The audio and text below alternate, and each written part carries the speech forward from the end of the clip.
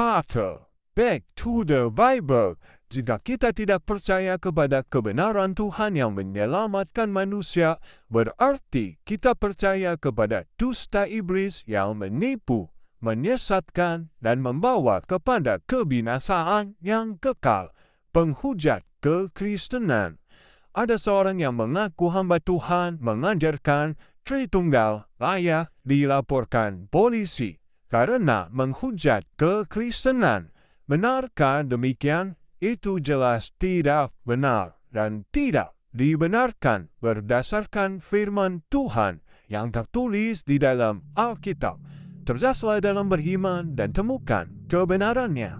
Yang pertama, justru yang mengatakan Allah segitiga itulah yang menghujat kekristenan, karena Allah bukanlah suatu benda, sedangkan segitiga itu adalah salah satu benda di dalam pelajaran matematika. Yang kedua, yang menghujat kekristenan justru orang-orang yang menggantikan Tritunggal dengan Dwitunggal, yang jelas-jelas tidak Alkitabiah dan tentunya akan menyesatkan orang Kristen. Yang ketiga, dalam Alkitab jelas Tuhan itu adalah firman, Yohanes 1 ayat 1-3, dan Tuhan itu adalah Roh, 2 Korintus 3 ayat 17, Yohanes 4 ayat 24. Jadi, walaupun tidak ada kata Tritunggal, tetapi kita bisa melihat di dalam Alkitab tertulis nama Tuhan, Bapa, Anak, dan Roh Kudus. Matius 28 ayat 19 dan 20. Karena itu, pergilah, jadikanlah semua bangsa muridku, dan baptislah mereka dalam nama Bapa dan Anak dan Roh Kudus, dan ajarlah mereka melakukan segala sesuatu yang telah kuperintahkan kepadamu. Dan ketahuilah, aku menyertai kamu senantiasa sampai kepada akhir zaman.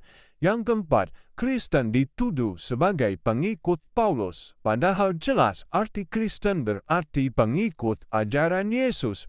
Mereka yang menuduh tidak mengerti apa arti Kristen, sampai-sampai ada yang berprasangka belaka Yesus beragama Kristen, sehingga menanyakan mana dalilnya Yesus beragama Kristen.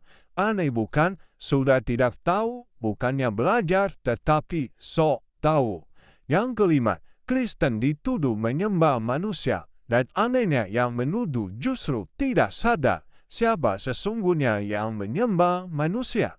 Namanya selalu dipuji-puji setiap sembahyang. Sembahyang dari kata sembah, siapa yang dia sembah, menduakan Tuhan.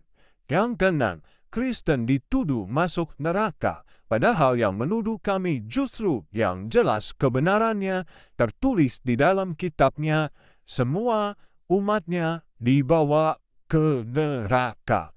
Entah apa tujuannya, tidak ada seorang pun yang tahu. Tahukah saudara siapakah yang ingin manusia masuk ke neraka? Jelas iblis atau setan yang ingin supaya manusia menemaninya di sana. Iblis adalah penipu, iblis adalah penyesat, dan iblis pembunuh dan pembinasa.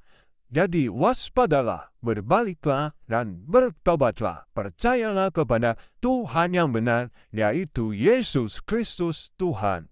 Yang ketujuh, dikatakan juga oleh penghujat kekristenan, tidak ada keselamatan di dalam Kristen.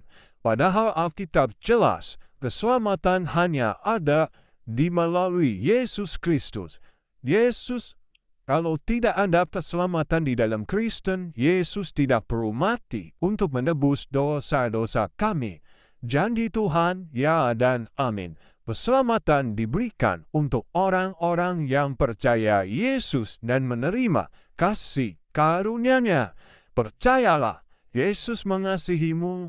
Back to the Bible. Kembalilah kepada jalan yang benar.